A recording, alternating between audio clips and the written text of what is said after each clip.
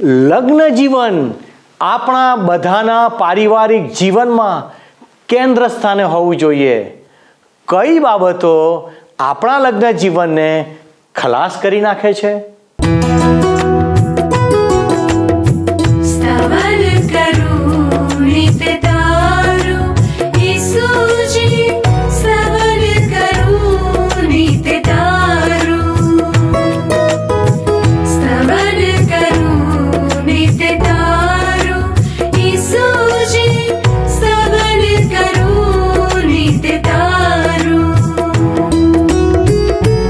आज सवारे साध सुनी तो महिमा करूं प्रभु तारो,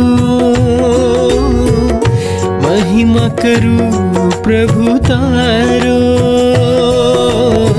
स्तवन करूं नित तारो.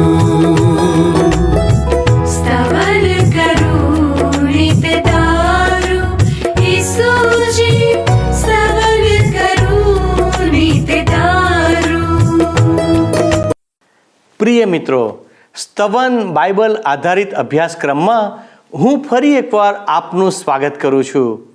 આ દિવસોમાં આપણે માથેની સુવાર્તા, જે નવા કરારની પ્રથમ સુવાર્તા છે, તેનો અભ્યાસ કરી રહ્યા છીએ. મિત્રો, આજના અભ્યાસની મુખ્ય વાત એ છે કે જે આપણા બધાના પારિવારિક જીવન સાથે સંબંધ રાખે છે. લગ્ન જીવનમાં પ્રેમ, ક્ષમા, સમજણ અને સમર્પણ બહુ જ મહત્વ ધરાવે છે. અને જો લગ્ન જીવનમાં આ બાબતો નથી તો પાપ ઘરમાં પ્રવેશી જાય છે અને તેનું પરિણામ તો છૂટાછેડા સુધી પહોંચી જાય છે.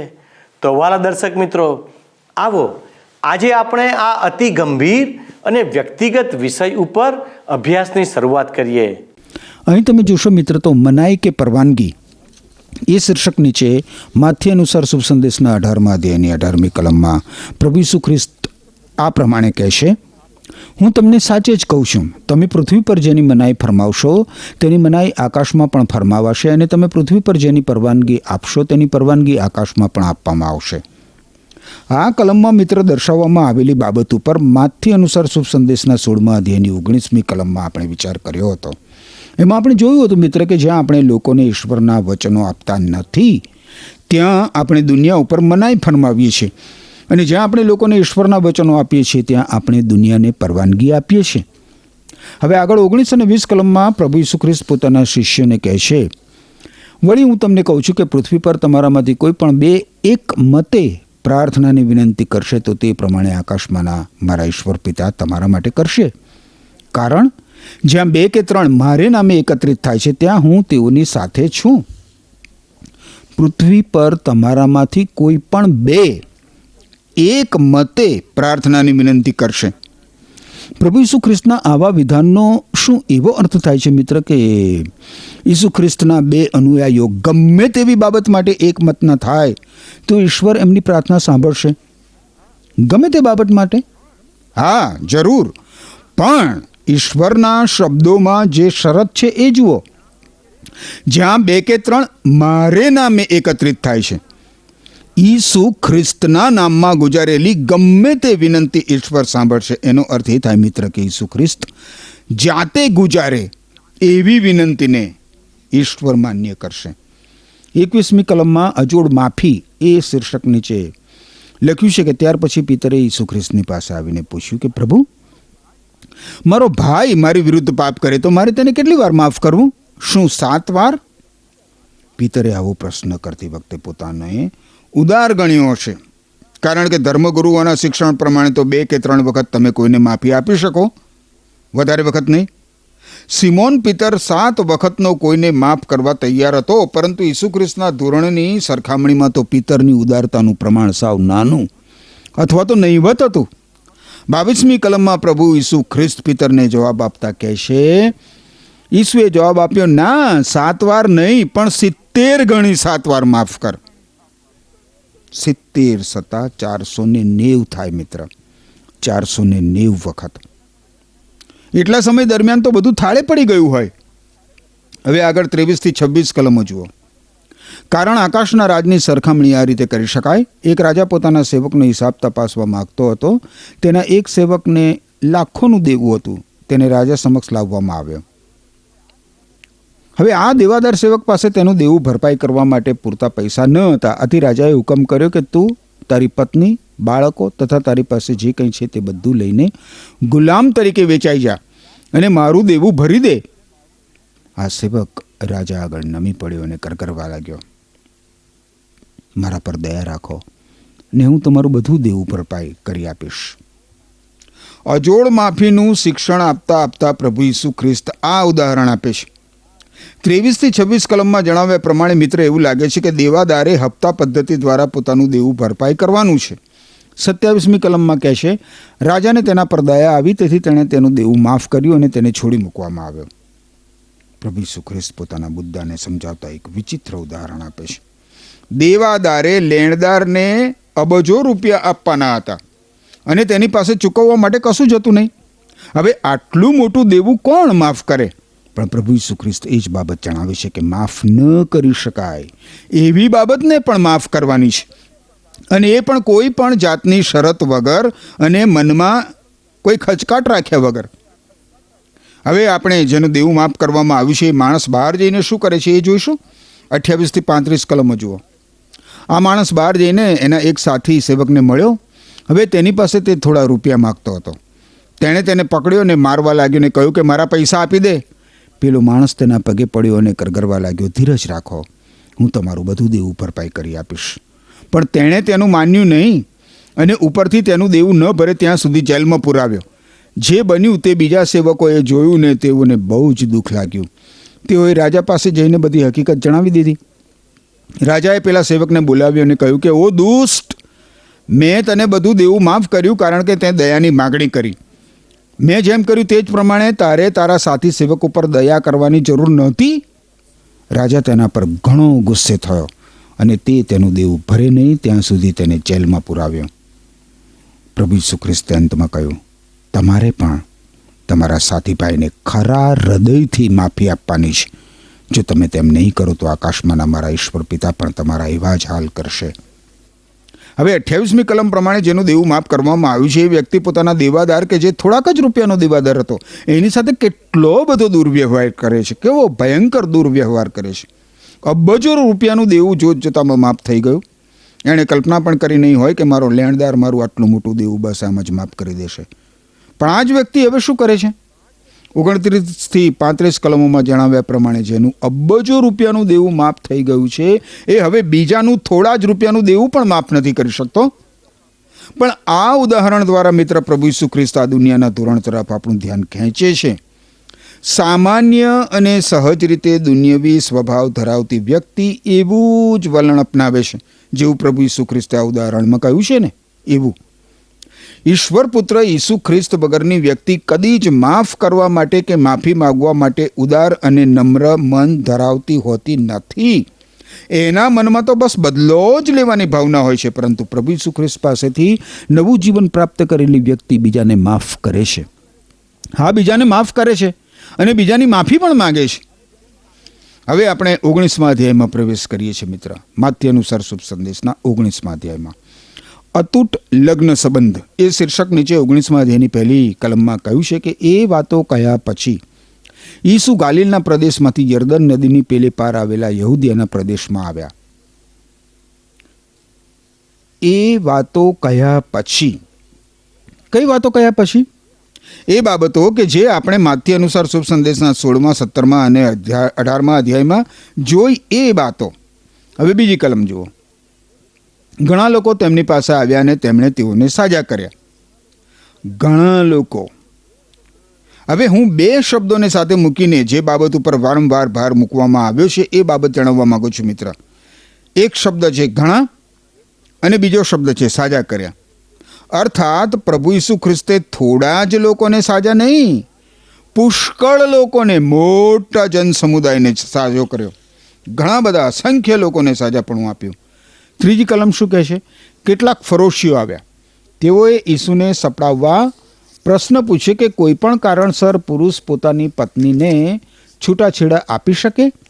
એ વિશે આપણું નિયમશાસ્ત્ર શું શીખવે છે? યહૂદી લોકોમાં ફરોશીઓનો આ એક પંથ હતો. આ ફરોશીપંથી લોકો બહુ જ ચુસ્ત રીતે મૂસાના નિયમશાસ્ત્રને અનુસરવાનો દાવો કરતા હતા. એ લોકો આત્મિક બાબતો કરતાં વિધિઓ અને પરંપરાઓ ઉપર વધારે ભાર મૂકતા હતા. હવે જ્યારે આત્મિકતાનું સ્થાન ધાર્મિકતા લે ત્યારે તે માણસને ઈશ્વરના ધારાધોરણથી દૂર કરીને માત્ર જડ શુષ્ક ક્રિયાકાંડો કરતો બનાવી દે. જીવંત ઈશ્વર સાથેના સંબંધ વગરના મૃત ક્રિયાકાંડોથી કોઈ ફાયદો થાય ખરો? આ ફરોશી લોકો એવા છે, અને એ લોકો ઈસુ ખ્રિસ્તને સપડાવવાના ઈરાદાથી છૂટાછેડા વિશે પ્રશ્ન પૂછે છે. 4th કલમ કહે છે, ઈસુએ જવાબ આપ્યો, શું તમે આ શાસ્ત્રભાગ નથી વાંચ્યો? આરંભમાં સર્જનહારે નર અને નારી ઉત્પન્ન કર્યા. પ્રભુ ઈસુ ખ્રિસ્ત ફરોશી લોકોને સૃષ્ટિના સર્જનના સમયમાં ડોક્યું કરવા જણાવે છે. તમે ઈશ્વરના નામે ઘણી બાબતો કરનારા અને પ્રશ્નો પૂછનારા, શું તમે જ ઈશ્વરના વચનો જાણતા નથી? સર્જન કાળ દરમિયાન શું ઈશ્વરે એક પુરુષ અને એક સ્ત્રી સર્જ્યા નહોતા? ઈસુ ખ્રિસ્ત ઈશ્વર દ્વારા કરવામાં આવેલી લગ્ન વ્યવસ્થા તરફ આ ધર્મના ધુરંધરોનું ધ્યાન દોરે છે. ફરોશી પંથના યહૂદી લોકો નિયમશાસ્ત્રને સારી રીતે જાણતા હતા. 5મી અને 6ઠ્ઠી કલમમાં લખ્યું છે, અને કહ્યું, આ કારણને લીધે માણસ પોતાના માતા પિતાને મૂકીને પોતાની પત્નીને વળગી રહેશે અને તેઓ બંને એક થશે. તેથી હવે તેઓ બે નહીં પણ એક જ છે. એ માટે ઈશ્વરે જેઓને જોડ્યા છે તેઓને કોઈ માણસે અલગ પાડવા નહીં. સૃષ્ટિના સર્જન સમયે માણસ પતિત થયો એ અગાઉ ઈશ્વરની આ યોજના અને વ્યવસ્થા હતી. મિત્ર, આ પૃથ્વી ઉપરનું સૌથી પ્રથમ લગ્ન જોડનાર તો ઈશ્વર પોતે જ હતા. એમણે સૌ પ્રથમ પુરુષ અને સ્ત્રીને કાયમને માટે જોડ્યા હતા. તો પછી ત્યાં જુદા થવાની અર્થાત છૂટાછેડાની વાત જ ક્યાંથી આવે? ઈસુ ખ્રિસ્ત છૂટાછેડા એ ઈશ્વરની અસલી યોજનામાં નથી એ બાબત તરફ ફરોશીઓનું ધ્યાન દોરે છે. પણ માનવી પતિત થયો પાપના કારણે. એણે પાપ પસંદ કર્યું ને એટલા માટે માણસે ઈશ્વરની એ યોજનાનો ભંગ કર્યો. અને આજે એ જ માનવી પ્રશ્ન પૂછે છે કે છૂટાછેડા માટે શું કરવું? અરે ભાઈ, છૂટાછેડા એ તો પાપનું પરિણામ છે. અને આજે પણ ઘણા બધા પતિ પત્નીના જીવનમાં છૂટાછેડાનું કારણ વ્યભિચારનું પાપ. લગ્ન જીવનની ભેટ ઈશ્વરે સમગ્ર માનવજાતને માટે આપી છે, જેથી માનવી વ્યભિચારના પાપમાં ફસાય નહીં અને સમાજની વ્યવસ્થા ટકી રહે. પણ માણસ પોતાની દુર્વાસના પ્રમાણે છૂટાછેડા સુધી પહોંચી જાય છે. પાપનું કાર્ય તો મિત્ર માત્ર તોડવાનું છે, જોડવાનું નથી. અવ્યવસ્થા ઊભી કરવાનું છે, અસ્તવ્યસ્ત કરવાનું છે. જ્યાં ઈશ્વરની બીક નથી ત્યાં પાપનું સામ્રાજ્ય જ હોય છે.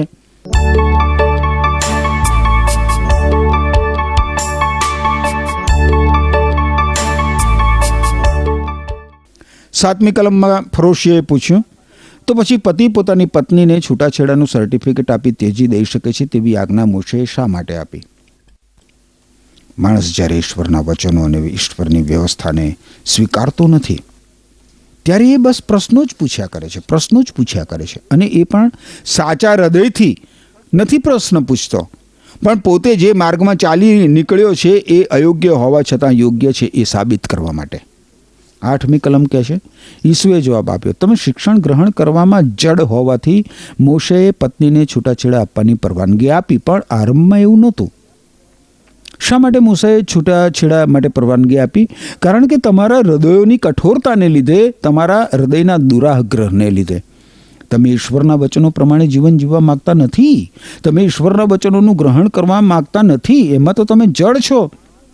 જુઓ, માનવ જાતને ઈશ્વરે લગ્ન જીવનની ભેટ આપી છે અને એ માનવી સંબંધોમાં બહુ જ મીઠાશવાળું અને મધુર બનાવવા માંગે છે.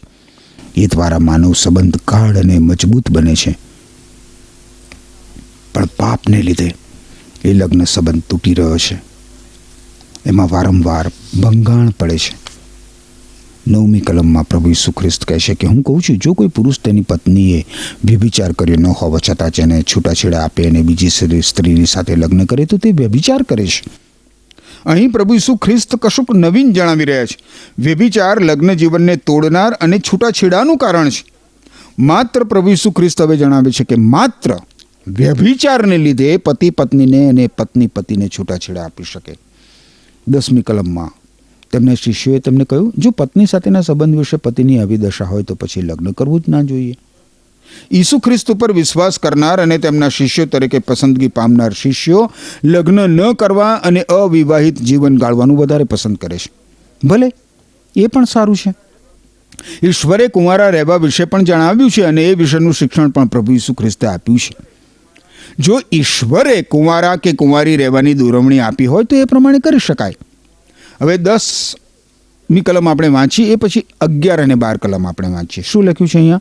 તેમના શિષ્યોએ તેમને કહ્યું, જો પત્ની સાથેના સંબંધ વિશે પતિની આવી દશા હોય તો પછી લગ્ન ન કરવું જોઈએ.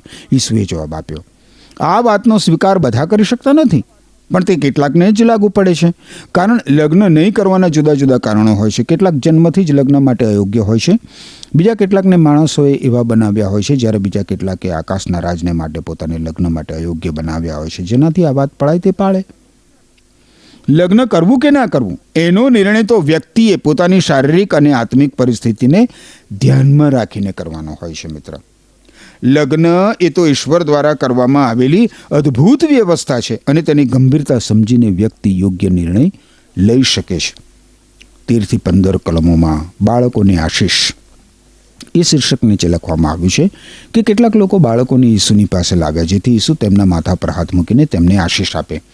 પણ શિષ્યોએ લોકોને ધમકાવ્યા. ઈસુએ કહ્યું, બાળકોને મારી પાસે આવવા દો, તેઓને રોકશો નહીં, કારણ કે આકાશનું રાજ તેમના જેવાઓનું જ છે. ઈસુએ બાળકોના માથા પર હાથ મૂકીને આશીષ આપી પછી તે ત્યાંથી ગયા. બાળકો પ્રભુ ઈસુ ખ્રિસ્ત પર વિશ્વાસ મૂકે અને પોતાનું જીવન પ્રભુ ઈસુ ખ્રિસ્તને સોંપી દે, એ માટે મિત્ર આ વચનો ઘણા જ મહત્વના છે. ઘણા મહત્વના છે. પ્રભુ ઈસુ ખ્રિસ્ત વ્યક્તિની ઉંમર સામે નથી જોતા. યાદ રાખો, ઈસુ ખ્રિસ્ત તો વ્યક્તિના હૃદયની સામે જુએ છે. પ્રત્યેક વ્યક્તિ, ભલે ને પછી એ બાળક હોય કે જુવાન હોય કે વૃદ્ધ હોય, ઈસુ ખ્રિસ્ત પર વિશ્વાસ કરવાની તો દરેકે દરેક વ્યક્તિએ જરૂર છે. મિત્ર, 16 અને 17 કલમોમાં શ્રીમંત યુવાન એ શીર્ષક નીચે લખવામાં આવ્યું છે કે એવામાં એક યુવાન ઈસુની પાસે આવ્યો. તેણે પૂછ્યું, ગુરુજી, સાર્વકાલિક જીવન પ્રાપ્ત કરવા માટે મારે કયું સારું કામ કરવું જોઈએ? ઈસુએ જવાબ આપ્યો, સારું કામ શું છે તે તું મને શા માટે પૂછે છે? એકલા ઈશ્વર જ સારા છે. જો તારે સાર્વકાલિક જીવન પ્રાપ્ત કરવું હોય તો તેમની આજ્ઞાઓને આધીન રહે. ઈસુ ખ્રિસ્ત યરૂશાલેમ તરફ આગળ વધી રહ્યા છે. મિત્ર, અને રસ્તામાં એમને એક શ્રીમંત યુવાન મળે છે. હવે આ યુવાન વિશે નવા કરારમાં માર્ક અનુસાર શુભ સંદેશના 10મા અધ્યાયની 17 થી 31મી કલમ અને લૂક અનુસાર શુભ સંદેશના 18મા અધ્યાયની 18 થી 30 કલમોમાં પણ વર્ણન કરવામાં આવ્યું છે. અહીં માથ્ય અનુસાર શુભ સંદેશના 19મા અધ્યાયની 16 અને 17 કલમોમાં જણાવ્યા પ્રમાણે આ જુવાન ઈસુ ખ્રિસ્તની પાસે આવે છે. પણ કેવી રીતે આવે છે? એ ઈસુ ખ્રિસ્તની પાસે આવીને પ્રશ્ન પૂછે છે કે ગુરુજી, સાર્વકાલિક જીવન પ્રાપ્ત કરવા માટે મારે શું કરવું જોઈએ? કયું સારું કામ કરવું જોઈએ? આ શ્રીમંત યુવાન એમ માને છે કે સારા કાર્યો અથવા તો સત્કર્મો, પુણ્ય કર્મો કરવા દ્વારા અનંત જીવન મળી શકે છે. પણ તમે જુઓ, પ્રભુ ઈસુ ખ્રિસ્ત એને શું જણાવે છે? માત્ર ઈશ્વર જ સારા છે. બીજા શબ્દોમાં, માણસ પોતાની રીતે ગમે તેટલા સુકૃત્યો કરે, પુણ્ય કર્મો કરે, એમ માનીને કે બસ હવે તો કોઈ વાંધો નથી, મારી જવાબદારી પૂરી થઈ ગઈ. પરંતુ ઈશ્વરનું વચન એ વિશે જણાવે છે કે તમારા સુકૃત્યો, તમારા પુણ્ય કર્મો ઈશ્વરની દ્રષ્ટિમાં મેલા ચીથરા સમાન છે. પાપને લીધે માણસનું સુકૃત્ય પણ ગંદુ અને પાપી ઈશ્વરની દ્રષ્ટિમાં છે. 18 થી 20 કલમોમાં લખ્યું છે. તેણે પૂછ્યું, કઈ આજ્ઞાઓ? ઈસુએ જવાબ આપ્યો, ખૂન ન કરવું, વ્યભિચાર ન કરવો, ચોરી ન કરવી, જુઠ્ઠી સાક્ષી ન પૂરવી, તારા માતા પિતાનું સન્માન કરવું અને બીજા પર પોતાના જેવો જ પ્રેમ રાખવો. યુવાને જવાબ આપ્યો, મેં આ બધી આજ્ઞાઓનું પાલન કરેલું જ છે. હવે મારે શું કરવું જોઈએ? ઈસુ ખ્રિસ્ત સુમંત યુવાનને જણાવે છે કે તારે બીજા લોકોની સાથેના સંબંધને વ્યવસ્થિત રાખવો જોઈએ. અહીં બાઇબલમાં લખેલી 10 આજ્ઞાઓમાંની અમુક આજ્ઞાઓ પાળવા ઈસુ ખ્રિસ્ત આ યુવાનને જણાવે છે. અને એના પ્રત્યુત્તરમાં યુવાન જણાવે છે પ્રભુ ઈસુ ખ્રિસ્તને કે હું તો બહુ બચપણથી આ આજ્ઞાઓ પાળતો આવ્યો છું. અને 20મી કલમમાં યુવાન કહે છે, કે મેં આ બધી આજ્ઞાઓ પાળી જ છે, પણ હવે મારે શું કરવું જોઈએ? આ યુવાનનો બીજા લોકોની સાથેનો સંબંધ સારો હતો, પરંતુ ઈશ્વરની સાથેનો એનો સંબંધ સીધો અને વ્યવસ્થિત નહોતો. મિત્ર, નહોતો. 21મી કલમ જુઓ. ઈસુએ જવાબ આપ્યો, જો તારે સંપૂર્ણ જ થવું હોય તો જા, તારું બધું ધન ગરીબોને વહેંચી દે, એટલે તને આકાશમાં ધન મળશે. ત્યાર પછી મારી પાસે આવીને મને અનુસર. જોયું ઈસુ ખ્રિસ્ત શું કહે છે? જો તું સંપૂર્ણ થવા માંગે છે તો આટલું કર. હવે જો એણે પ્રભુ ઈસુ ખ્રિસ્તની પાછળ ચાલવાનું, એમને અનુસરવાનું નક્કી કર્યું હોત, તો એ જાણી શક્યો હોત કે પ્રથમ એણે ઈશ્વરની સાથે સીધા સંબંધમાં આવવાની જરૂર છે. આ ઈસુ ખ્રિસ્ત યરુશાલેમ તરફ, એટલે કે ક્રુસ ઉપર જડાવવાના રસ્તે ચાલી રહ્યા હતા. અને જો આ યુવાન પ્રભુ ઈસુ ખ્રિસ્તને અનુસરવા માગતો હોય તો એણે એ જ પ્રભુ ઈસુ ખ્રિસ્તના પગલામાં પગ મૂકીને ચાલવું પડે. પરંતુ એની સંપત્તિ એને પ્રભુ ઈસુ ખ્રિસ્તની પાછળ ચાલતા, પ્રભુ ઈસુ ખ્રિસ્તની પાછળ જતા રોકે છે. મિત્ર, 22મી કલમ. એ વાત સાંભળીને તે યુવાનને બહુ જ દુઃખ થયું. તે ચાલ્યો ગયો, કારણ કે તે ઘણો ધનવાન હતો. ઈસુ ખ્રિસ્તની પાછળ ચાલનારને બદલો તો આકાશમાં મળે છે. આકાશમાં. મિત્ર, એણે પાર્થિવ વાનાઓની નહીં, પણ સ્વર્ગીય આશીર્વાદોની આશા રાખવાની હોય છે. આ શ્રીમંત યુવાનના જીવનમાં એના પૈસા અને એની સંપત્તિ ઈશ્વરના કરતાં વધારે મહત્વની હતી. એ સારું કરવા તો ઈચ્છતો હતો, પણ ઈશ્વરને અનુસર્યા વગર, ઈશ્વરની પાછળ ચાલ્યા વગર માણસ પોતાની સંપત્તિ કે ધન વડે, પોતાની શક્તિ કે બીજી કોઈ રીત વડે સારું કરી શકે નહીં. મિત્ર, આ શ્રીમંત યુવાનની સંપત્તિએ એને પ્રભુ ઈસુ ખ્રિસ્તની પાછળ જતો અટકાવી દીધો. આજે આપણા જીવનમાં એવી ઘણી બધી બાબતો અને ઘણા બધા વાનાઓ હોય છે. મિત્ર, જે આપણને પ્રભુ ઈસુ ખ્રિસ્તની પાછળ જતા અટકાવે છે. ધાર્મિક હોવું, રીત રિવાજોમાં માનવું, સત્કર્મો કરવા, અને એમ માણસ પોતાની ફરજ પૂરી થઈ છે એમ માની બેસે. પણ એ તો જુઠ્ઠો આત્મસંતોષ છે, જુઠ્ઠો આત્મવંચના. ઈશ્વરની પાછળ ચાલવું એટલે બિનશરતી રીતે અને સંપૂર્ણ રીતે પ્રભુને અનુસરવો. 23 અને 24મી કલમમાં લખ્યું છે, ઈસુએ શિષ્યને કહ્યું, આકાશના રાજમાં પ્રવેશવું એ ધનવાનને માટે બહુ જ મુશ્કેલ છે. ધનવાને ઈશ્વરના રાજમાં પ્રવેશ કરવો તે કરતાં ઊંટને સોયના નાકામાં થઈને જવું સહેલું છે. આજે પણ મિત્ર, પ્રભુ ઈસુ ખ્રિસ્તનું આ વિધાન એટલું જ સત્ય છે જેટલું આજથી 2000 વર્ષ અગાઉ હતું. કહેવાતા ધનિકો, જ્ઞાનીઓ અને ઉચ્ચ ગણાતા માણસો પ્રભુ ઈસુ ખ્રિસ્તની પાછળ સરળતાથી ચાલી નીકળતા નથી. એનું કારણ એમની સંપત્તિ, એમનું માન, એમની કીર્તિ, એમનું જ્ઞાન, એમનો મોભો એમને નડે છે. પણ મિત્ર, સાર્વકાલિક જીવન મેળવવા માટે તો, અનંત જીવન મેળવવા માટે તો જે નાશવંત છે, જે આપણી સાથે કદી આવી શકવાનું નથી, કદી જ આપણી સાથે આપણા મરણ પછી આવી શકવાનું નથી, જે આપણને બચાવી શકતું પણ નથી, એને જતું કરવું જોઈએ. શું એ જતું કરવું યોગ્ય નથી? 25 અને 26મી કલમોમાં લખ્યું છે. એ સાંભળીને શિષ્યોને નવાઈ લાગી. તેઓએ પૂછ્યું, તો પછી ઉદ્ધાર કોણ પામી શકે? ઈસુએ તેઓની તરફ જોઈને કહ્યું, માણસોને માટે એ અશક્ય છે, પણ ઈશ્વરને તો સર્વ શક્ય છે. ઉદ્ધાર, અનંત જીવન અથવા તો સાર્વકાલિક જીવન પામવું માણસને માટે અશક્ય છે, પોતાની જાતે અશક્ય. પણ ઈશ્વરને માટે એ શક્ય છે. ઈશ્વર એ વિનામૂલ્યે મિત્ર બક્ષિસ સ્વરૂપે મનુષ્યને આપવા માંગે છે. ઈશ્વરને તો સર્વ શક્ય છે.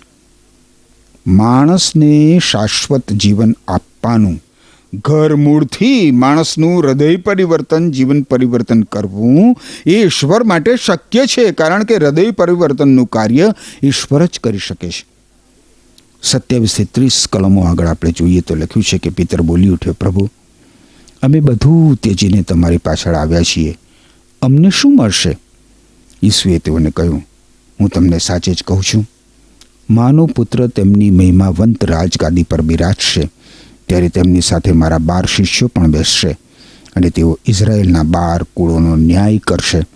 વળી જેઓએ મારા નામને લીધે પોતાનું ઘર, ભાઈઓ, બહેનો, માતા પિતા કે બાળકો કે ખેતરો મૂકી દીધા હશે, તેઓને 100 ગણું પાછું મળશે, અને તેઓને સાર્વકાલિક જીવન મળશે. પણ ઘણા જેઓ પ્રથમ છે તેઓ છેલ્લા થશે, અને જેઓ છેલ્લા છે તેઓ પ્રથમ થશે. જે લોકો નિસ્વાર્થ રીતે મિત્ર પોતાનું સ્વાર્પણ ઈશ્વરને કરીને ઈસુ ખ્રિસ્તની પાછળ ચાલી નીકળે છે, ઈસુ ખ્રિસ્તને અનુસરે છે, એમને ઈસુ ખ્રિસ્તના આ શબ્દો દ્વારા ખાતરી આપવામાં આવે છે કે અવશ્ય તમને ઉચ્ચ બદલો મળશે. જે કોઈ ઈસુ ખ્રિસ્તને લીધે અને પ્રભુ ઈસુ ખ્રિસ્ત માટે પોતાનું મૂલ્યવાન જીવન અને અન્ય બાબતો આપી દે. અહીં તો લખ્યું છે, પોતાના માતા પિતા, પોતાના ભાઈઓ બહેનો, પતિ પત્ની, પોતાની સંપત્તિ, પોતાનો વારસો, પોતાના ખેતરો, પોતાના ઢોર ઢાંક, પોતાનું બેંક બેલેન્સ, પોતાની સંપત્તિ, તો એવી વ્યક્તિને ઈશ્વર અવશ્ય બદલો આપશે, 100 ગણું પાછું મળશે, એવું પ્રભુ ઈસુ ખ્રિસ્ત કહે છે. એને સાર્વકાલિક જીવન પણ મળશે. જે કોઈ પ્રભુ ઈસુ ખ્રિસ્તને લીધે પોતાનું મૂલ્યવાન જીવન આપી દેવા તૈયાર છે, જતું કરવા તૈયાર છે, એને ઈશ્વર પાસેથી બહુ જ મોટા પ્રમાણમાં મિત્ર અનેક ગણો બદલો મળશે. શું તમે મિત્ર ઈસુ ખ્રિસ્તને લીધે દુઃખો સહન કરો છો? શું ઈસુ ખ્રિસ્તને લીધે તમારે તમારા કુટુંબનો બહિષ્કાર સહન કરવો પડે છે? શું પ્રભુ ઈસુ ખ્રિસ્ત સાથે જોડાવવાને કારણે ગામમાંથી, ફળિયામાંથી, સમાજમાંથી તમારો બહિષ્કાર થાય છે? તો મિત્ર, હિંમત હારશો નહીં. પ્રભુ ઈસુ ખ્રિસ્ત કહે છે અહીંયા કે તમને 100 ગણું પાછું મળશે, તમને સાર્વકાલિક જીવન મળશે. વહાલા દર્શક મિત્રો, શું આજે તમે સાંભળ્યું કે ઈશ્વરનું વચન તમને શું કહે છે? આપણા પરિવારોમાં પતિ અને પત્ની વચ્ચેનો સંબંધ ઈશ્વર દ્વારા ખાસ રીતે સ્થાપિત કરવામાં આવ્યો છે, જેમાં ઈશ્વરના પવિત્ર આત્માની છાપ મારવામાં આવી છે.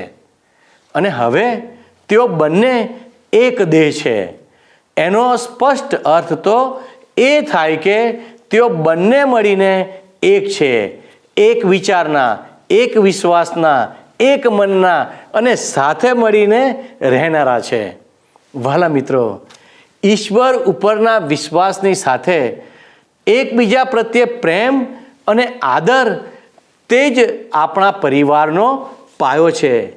આજના આધુનિક યુગમાં છૂટાછેડા તો એક સામાન્ય વાત બની ગઈ છે, જેના કારણોમાં અહમ, અભિમાન, વેર જેવા દેહના કામો અને પાપો છે. પણ જો આપણે આત્માથી અને ઈશ્વરના વચનો પ્રમાણે ચાલીએ છીએ તો આ બધી જ બાબતો ઉપર વિજય મેળવી શકીશું. તેના કારણે આપણા પરિવારોમાં પરસ્પરનો પ્રેમ કાયમ રહેશે. પતિ અને પત્નીના સંબંધ મધુર અને મજબૂત બની શકે છે, કારણ કે ઈશ્વરે એટલા માટે જ તો તેમને જોડ્યા છે. વહાલા મિત્રો, શું આજે તમારામાંથી કોઈ પારિવારિક સંબંધોને લઈને દુઃખી છે? શું આજે તમે તમારા એ સંબંધને સુધારવા માગો છો? બાઇબલ જણાવે છે કે ઈશ્વરને સર્વ શક્ય છે. આવો આપણે બધા ઈશ્વરના પ્રેમને આપણા જીવનોમાં અપનાવીએ. ઈશ્વર આપને સહાય કરો. આમેન. શું તમને આ કાર્યક્રમ ગમ્યો? અત્યારે જ અમને મિસ કોલ કરો